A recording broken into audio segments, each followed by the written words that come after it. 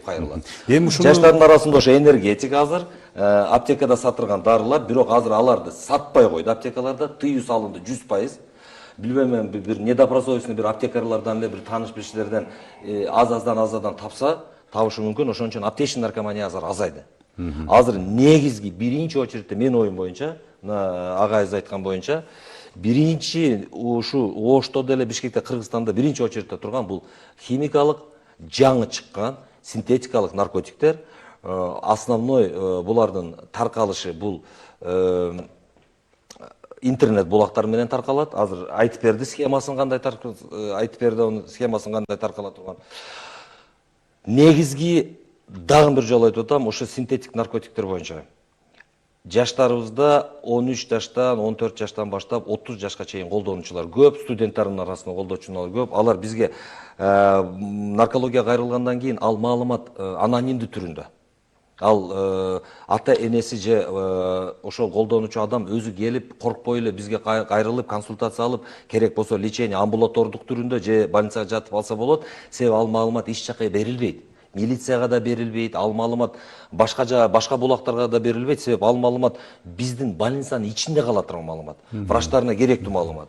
Ошол жаштардын арасында ошол азыркы таркап аткан синтетикалык химикалык наркотиктердин көбү болуп аткан себеби аларда маалымат жок, анын зыяны жөнүндө.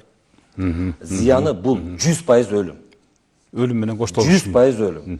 Өлүмгө 5-6 жылдын ичине барат. Себеби барган сайын дозировка көбөйө берет. Дозировка көбөйгөн сайын дене аны көтөрө албай калгандан кийин, дененин кубаты кеткенден кийин передозировка болот. Дозасынан ашып кеткен учурда бала көз жумуп коюшу мүмкүн. Себеби жүрөк иштебей калат, дем алуу иштебей калат, эси отуруп ошол жерден жан берип коюшу. Суицидке баргандардын дагы кайсы бир деңгээлде ушу таасир этиши мүмкүн экен да демек, мисалы промежуточный периодда. Оорубай этпей эле, ооба, сиздин суицидке качан барат? Суицидке барат наркотик жок учурда. Жок наркотик суицидке барышы мүмкүн. Же болбосо кылмыш ишке барышы мүмкүн. Акча табыш керек. Ошон үчүн мен азыр мына эме менен азыр 1 мүнөт убакыт. Ушу азыр мүмкүнчүлүк менен колдоруп мен жаштарга кайрылат элем. 12 жаштан баштап өспүрүмдөр, жаш жигиттер, кыздар.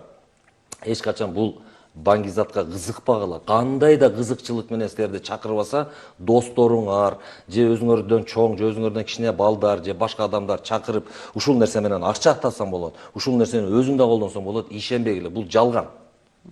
Бул жалган, бул нерсе сөзсүз кылмыш иш түрмөгө алып барат.